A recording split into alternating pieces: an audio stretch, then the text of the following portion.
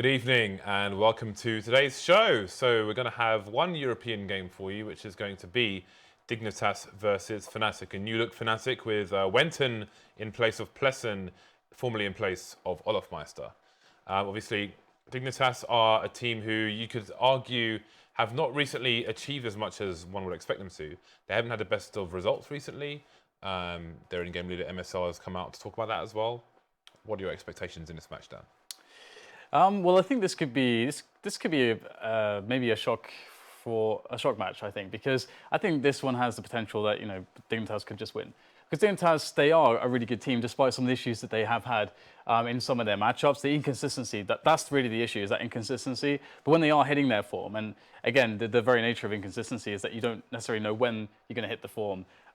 They can absolutely beat a slightly weaker Fnatic here. wenton has done a great job in actually stabilizing them, so Fnatic don't have any weird losses that they shouldn't have.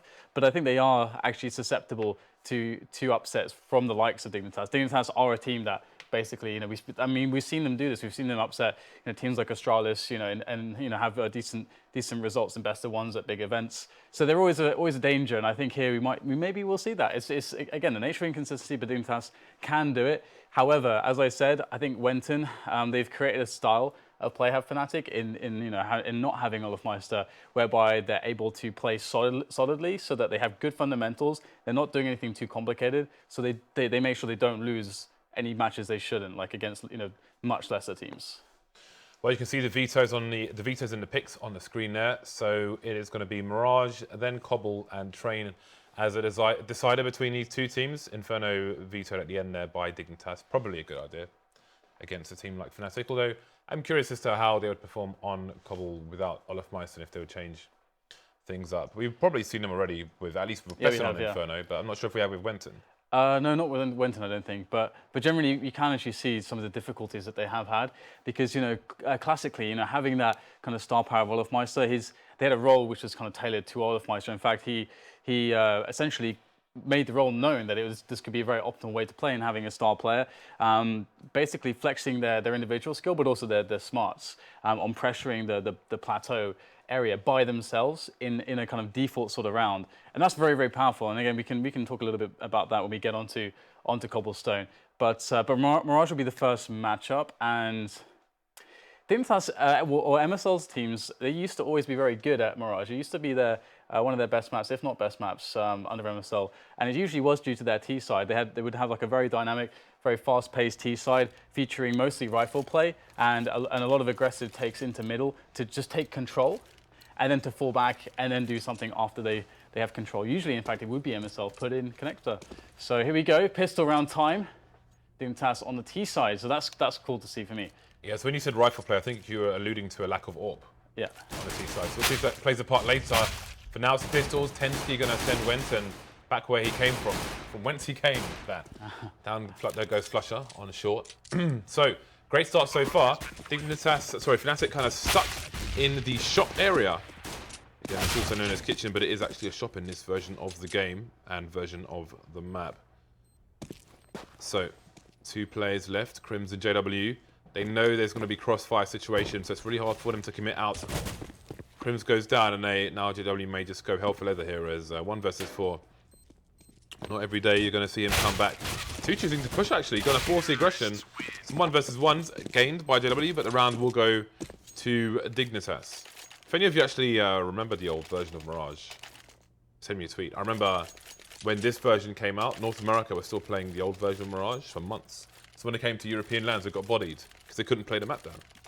Yeah, whenever I see that old version in some old VODs, it really shocks me how kind of awful it looks. But anyway, we'll have to see if Dignitas can hold on their anti-force buy. Fnatic have fully invested, even JW having a Deagle and Kevlar as well as a helmet. So this is a scary one for Dignitas, but if they handle it correctly, they should be okay. Either the information play to decide which side to go in, or just get in the set piece, all the nades in the right spot. And here you go. They're going to try to make the entry. First frag by Dennis. He is slowing them down by Shadow, but he will eventually fall to RUBINO. And that is a 4 versus 1. So Dignitas have done a really good job here, rapidly eliminating all the pistoling players. wenton will finally get an extra kill, but generally speaking, this is a successful round, unless wenton gets like a couple more kills. Ooh, looking like maybe he could have picked up another frag there, but only 2 players lost. A 2-0 start against an eco. All is well on the Dignitas ship. It's sailing, Dan. The seas are calm, the wind is going in the right direction, and the rum is plentiful. No one's fallen overboard just yet. There's no scurvy just yet either. Yeah. Plenty of citrus fruits. No rats in the bottom, Dan. They're following the map to the treasure, but will they find it? We'll have to find out later on. Meanwhile, they're going to find some heads over to the A site, including Kjærbye's, unfortunately for him. There was a fast push coming in through apps from the CTs, which may cause a flank from MSL's position, actually. Getting exposed, I was going to say double nick there, but the second one did not register as a headshot. So, 2 players lost for Dignitas. A UMP picked up for JW. That's really important. You saw MSL was taken down in complete isolation there, but they only gave up an SMG. Config, though, is in a bit of trouble here. He's been dinked. flusha's got all of 2 HP, but seems to be impervious to bullets with his final 2 hit points at the moment. Yeah, absolutely. And Dignitas looking again to have another round in which they'll be, well, winning it without losing more than 2 players, which is, generally speaking, a success against a highly skilled team like Fnatic. You can always do something with pistols or any situation. And that 3-0 is going to be really cool, because what it means is that we should see that strat book from Dignitas, rolling in at full strength. They can pick and choose as they may, and they'll have a better understanding of what Fnatic have. Instead of having to worry about the fact that Fnatic have lots of buys or lots of AWPs, they can essentially predict everything that's going to happen here. So it's really up to Dignitas and executing their plays. I think they should have a strong start here. Yeah, so again, we mentioned that historically Dignitas have been a team who didn't always opt for the AWP on the T side. It's not the easiest map to use it, you might say. We'll see if that continues now. I feel like it's been a while since I casted Dignitas, commentated Dignitas on this map. Yeah, well, we have a quick split coming in right now, and onto the B-bomb site. Really swift stuff here from Dignitas. Interesting, very much abusing that passive play in middle from Fnatic. They don't know what's coming until it's too late, and it's a quick B site taken. You must imagine Fnatic just want to save it.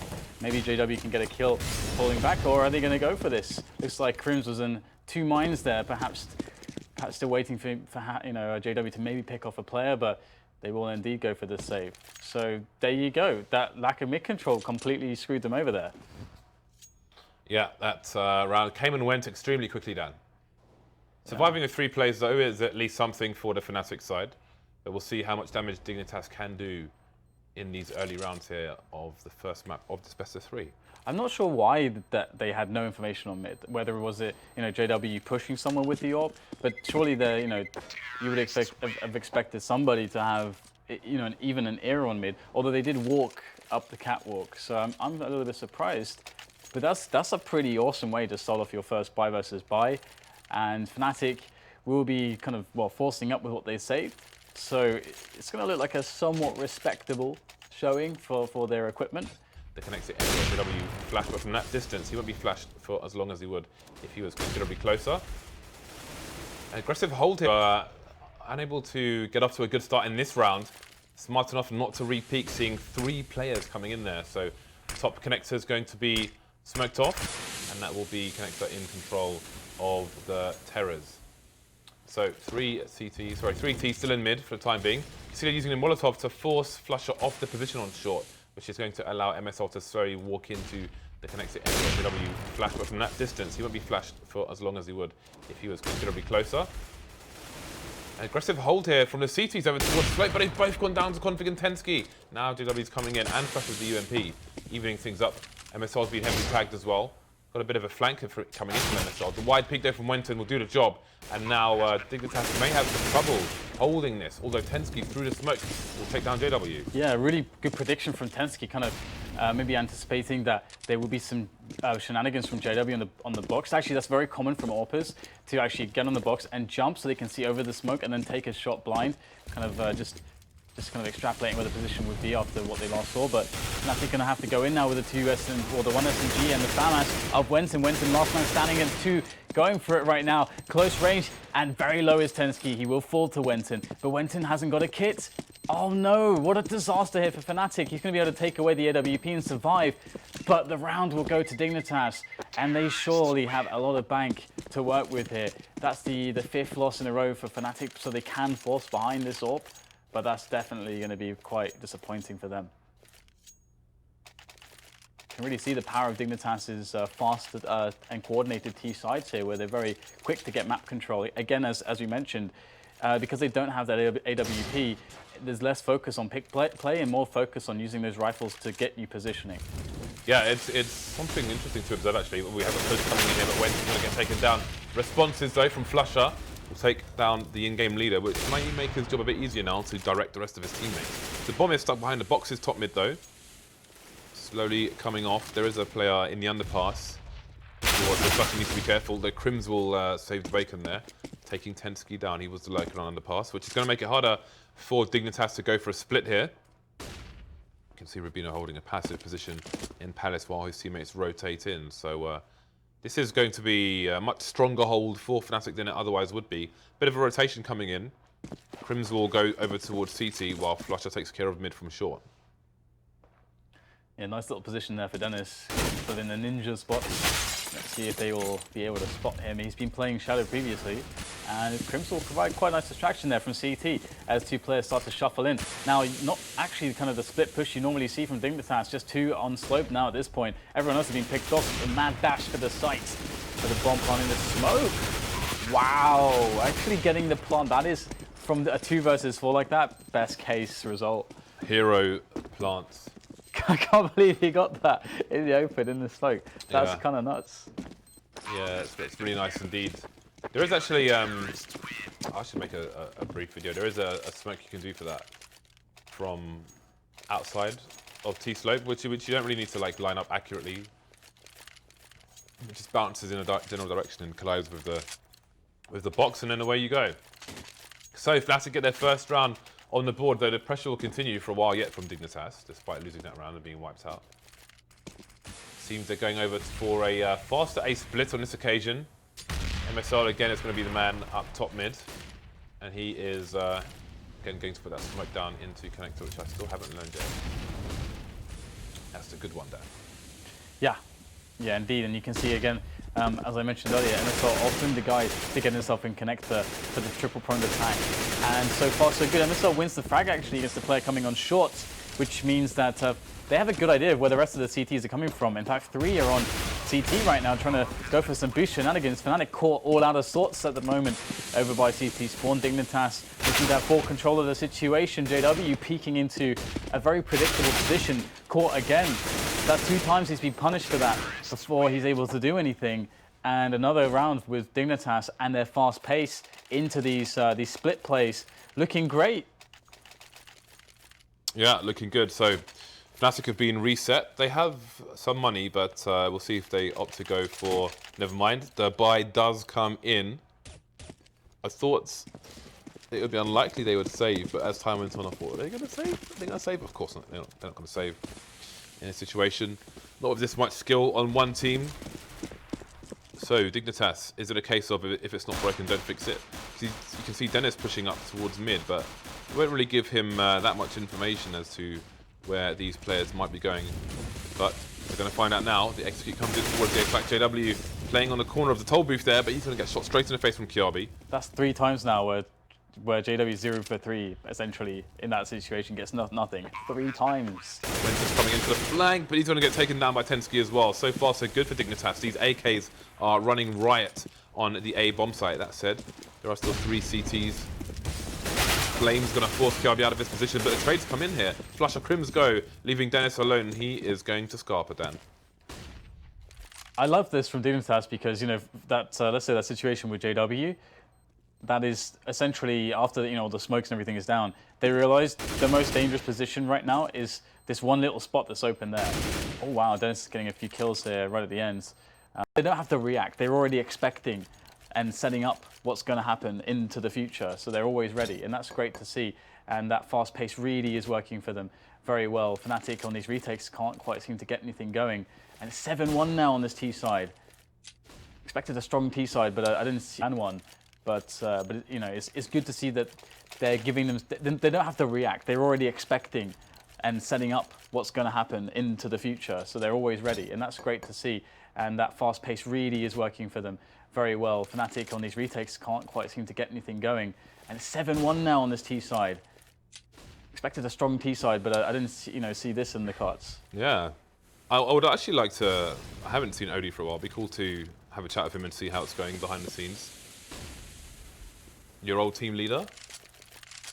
Yeah, I was signed to Dignitas between 2005 and 2007. Yeah. So long time ago. Dan, the ex-Dignitas player. But the YouTube's 4K DDK. Well, I joined them afterwards. Yeah. I remember 4K. They had cooler they were shots. they were the business back in the day. That was the cool stuff. Anyway, let's see what Fnatic can do on this eco. Just Dennis, that saved weapon. Couldn't just put out an absolute no man's land there. Just a man wandering the desert, executed by his foes. Didn't even know he had any. Ran out of water, and dehydration sets in. You know, it's interesting you say that. There was a mixed martial arts fighter called Evan Tanner, and I was a big fan of his. And he went on an adventure in the desert and he died then. Wow. Yeah. That sounds like a great adventure, James. Horrible way to die, my friend. Being lost in the desert with no water. Yeah. That's brutal. That is insane. That sounds like brutal. The worst idea, James. It's like, there's not much to really admire, I suppose, like in the desert. I mean, it's so barren, such a barren and desolate landscape, you know. I mean, I guess maybe it's a survival thing, and maybe he was really into like survival. Maybe it's yeah. You know, nice to get away from all the electronics and bright lights. Either way, Fnatic are back on the full buy now. 5 M4s coming out for them. The AWP perhaps no longer affordable, but again, just 5 AKs. 5 rifles, no snipers. Maybe it's entire a half from Dignitas. Always great to see, always interesting to see as well. I feel like maybe by default, people think like you always have to have an AWP. Ooh. I like how MSL is lining up his grenades, both his flashes and his smokes. I'm stealing all of those things from the demo, Dan. Yeah. Immediately. Yeah, this is Dignitas' map. It always has been, and so you can see why the preparation is great, the tactics are great. We have a bit of a creep on short, actually. Could have an engagement there from wenton as he's close to quite a few players here, Config and MSL, perhaps waiting for maybe a reaction, maybe an information play. And actually, Fnatic don't need to make one because they've got a guy getting the flank here from KRIMZ up on middle, and then all of a sudden, in comes Dennis as well. So 2 frags here, kind of cutting off what would have been one of the heads from this, what could have been 3-headed attack into B, but now it's just a couple players left. But they have got a good position onto A, and it's quite amazing that despite all the players going down in the positions they lost, they still had so many options, and that really goes to show you the depth of some of these rounds that Dignitas have with the positions that they're able to win. Did you see that flashbang from Firebox into Connector? You would never see that flash from a North American team. You would never see that flash. Shots fired. That is. I'm not trying to insult anyone. It's just the truth. It's just like, they're putting in the time, the effort, and I think that level of effort is something that we're missing at the moment. But Vino now left with all to do. I was just wondering what the plant was like for them. Oh, okay, they had the good plant there, but the position, it's still tough. If numbers are equal and CTs are on the site, and the onus is back on you, then it's difficult. I mean, the best thing with a round like that is that Dignitas gave themselves so many positions to win from, and so many advantageous positions. That is what it is. That's basically consistency. That is the nature of consistency. Is trying to always make sure that you're able to put yourself in the best spots possible, so that the execution is the afterthought. Whereas a lot of teams try to get it done on the individual skill, and then they think about the execution of everything else afterwards. And it's Dignitas are doing it in the better way, and they're unlucky to lose that round. And here they go, another fast play into the A side. 3 players from Fnatic here on the defense, looking to get something done. But RUBINO and tenzki shut it down immediately. Dennis in the ninja position again. He's going to try to wrap around to stop the plant. He's not in time, but he'll still get the frag here, and he's running around amongst so many T's in the middle of all the action. And of course, he'll get taken down eventually. But he's given flusha a 1 versus 3. I don't know if this is really possible, they're going to have to all face him, and he's going to win all the duels, and he's going to get killed after the first one. And interestingly, for some reason, well, this is Fnatic's map pick, I'm told. I didn't actually realize that. I actually missed that on the vetoes. So that surprises me. I think we made wild assumptions there. Well, yeah, because to me, if you're asking me Dignitas' best T-side map, I'm going to tell you Mirage is right at the top of that list. So that is interesting.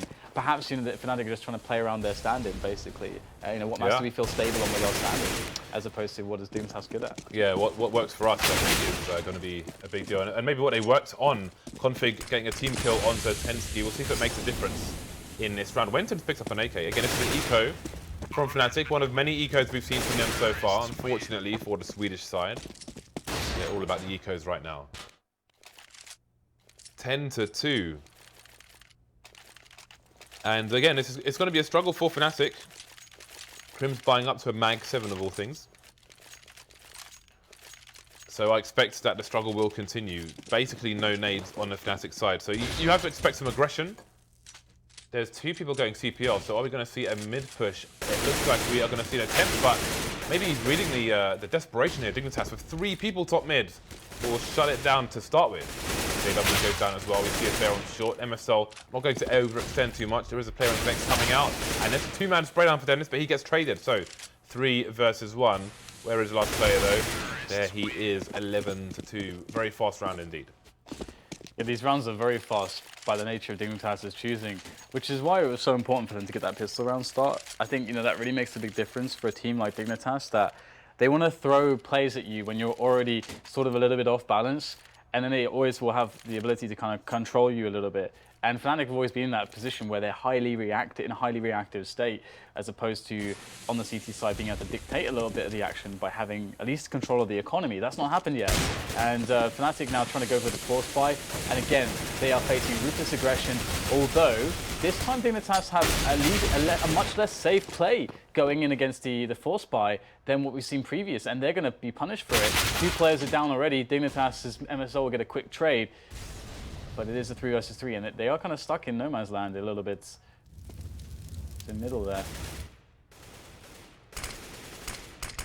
Wenton being smoked off, but surely I would gamble on him walking through that smoke.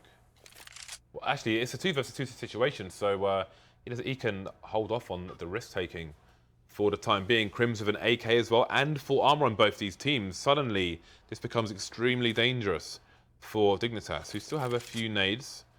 tenzki has Molotov, but he's going to get flashed towards short, and wenton's going to shut him down. Now Kjærbye has at least some of the information. Yeah, I'm not sure if Fnatic knew the bomb was down and connected there, but yeah, Kjærbye in this 2 1 versus 1 is quite an interesting situation. Is he actually going to go towards shop? That would be quite fun indeed. Here he goes. He's actually going to... Oh no, this is hilarious, Fnatic. Will they actually go into middle and towards A or connected? If that happens, that's going to be godlike for Kjærbye. I think this is something we don't see often enough, though. The 2 final players just sticking together rather than a bit of an escort service. There's Did he see? I don't think. No, we don't think he saw him. Didn't see him. Oh, but he hears him now. Oh, this is crazy. But the leader's jump from wenton gives the position away. Although Kjærbye will not be able to use that information. But I mean, that was pretty crazy. But I like the fact that Fnatic basically, well, they had a bit of an escort to pick up a weapon, but they stuck together as well, as opposed to, oh, we've got 2 sites, let's put 1 person each site. Yeah, yeah, and wenton and KRIMZ essentially, well, before it was the olof and KRIMZ, that was the duo, the olof and KRIMZ, and now it's obviously wenton who has to basically fill in all those little roles that go with KRIMZ, where they work together on specific sites or whatever setup it might be. So interesting to see how that will evolve as long as wenton's on the team. And a bit of aggression in CT, or rather, sorry, slope there. Get some info, but James, I don't think information's really needed. They're very unlucky. I think essentially this is one of those rounds that maybe they just lose it because they just gambled on the wrong strategy as an opener. And they're so gutting. Yeah, this is a brutal half for Fnatic. This is the dying round of the first half as well.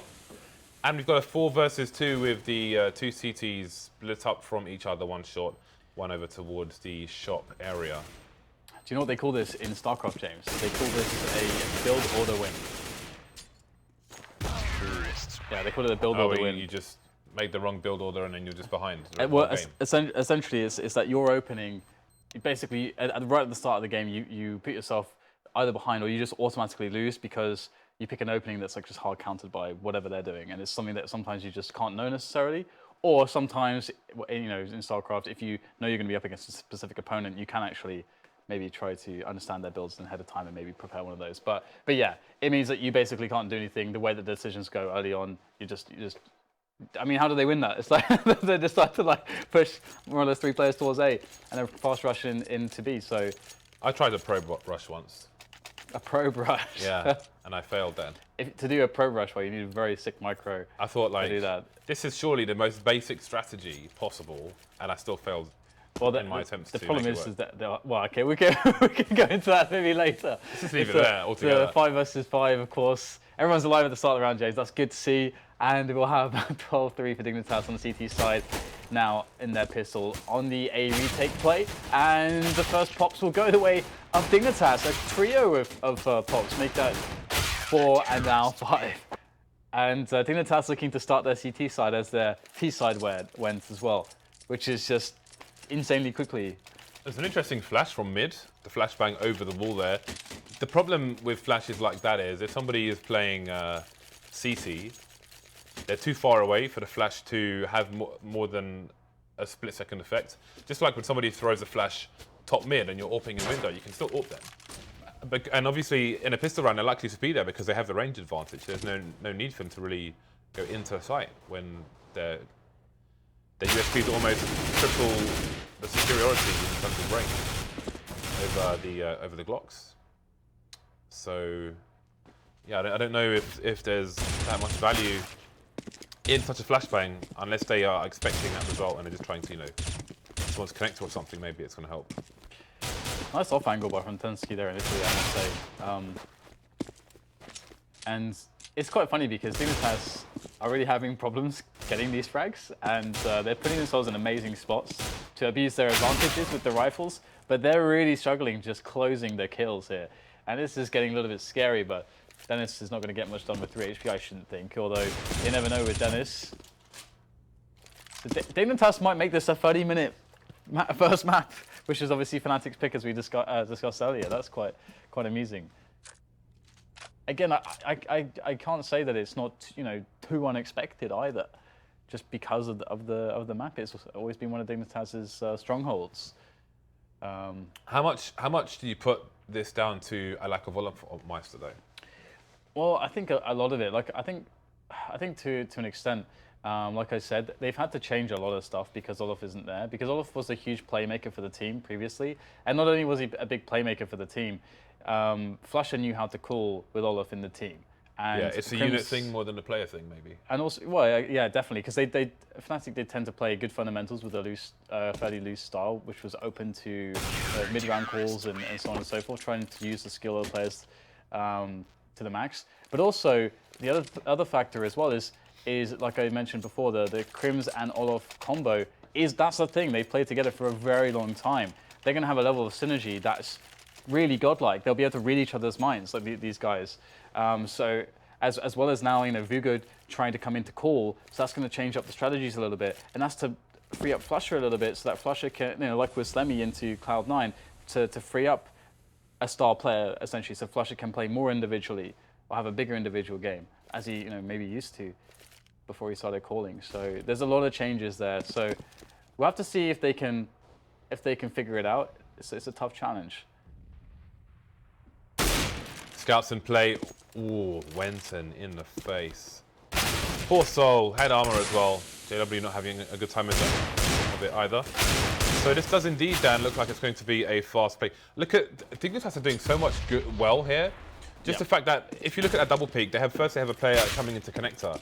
Second CT gets right in line with him, doesn't overextend to allow the T to strafe to his left and give himself a 1 versus 1. He has to fight them both at the same time. So lots of small things being done really well basically all of our usual gripes when we watch matches. Let's say, you know, some of them even in Tier 1. And definitely all of the Tier 2 matches and a lot of the North American matches as well. All those gripes, I don't really have any of them here. Like we saw really good coordination. We saw really good, you know, trade play. You know, flashing for each other. We saw good strategies. We saw them actually investing to take areas, and then they have a structure how to play out of that area. It doesn't just give them one option. They understand how to play multiple options from it. We saw, you know, decent mid-round calling. We saw, you know, anti-force flies, anti-ecos. Everything looks drilled. It's on both for both sides so far. So yeah, Dignitas really doing pretty much everything like quite well so far. Yeah, and off to a good start once again. MSL down in the window. tenzki there's got himself 2 frags to add to a third from another member of his team. And it looks like we are indeed going to be for a fast map 1, 16-3 here over Fnatic. So again, this was Fnatic's pick. So things can't be surely do not bode well for them going into the second map. Yeah, it's a weird one, isn't it? Because whilst to some extent, you know, they found a lot of comfort with wenton, there's some stability there. When you have a team like Dignitas on having a T side as they can there, it's really hard actually, because you do want to be able to take some risks. And I think that could have even potentially happened even with Olofmeister to an extent, just because they won the pistol round, they were able to dictate the pace. And there was more than one time when they kind of had that build order win essentially, where they had a strategy that was a good opener for what Fnatic were trying to do. And when you're in that position with a bad economy on the CT side, you only get so many gambles. And if your gambles go so badly as Fnatic's did, and again, that's not even coming down to individual skill. It's just that what they picked versus what Dignitas picked. You could argue that maybe Dignitas read the in-game leader really well. I don't think it was that was the case, but I think this is a bit inflated. But I do think Dignitas did play very well also. Yeah, so. I do think we have to give credit to Dignitas. I mean, it's a lot of the time it's about the small things. They did lots of small things right, and that just makes for a much tighter ship. It's great to see the accuracy in which they throw their flashbangs for each other, the way in which they're aware of their teammates' positions, and they don't overextend to kind of throw away their advantage, as you like to talk about, for example. So very nice map by Dignitas. We'll see if they can keep it up in map 2, which will be Cobblestone. See you after the break.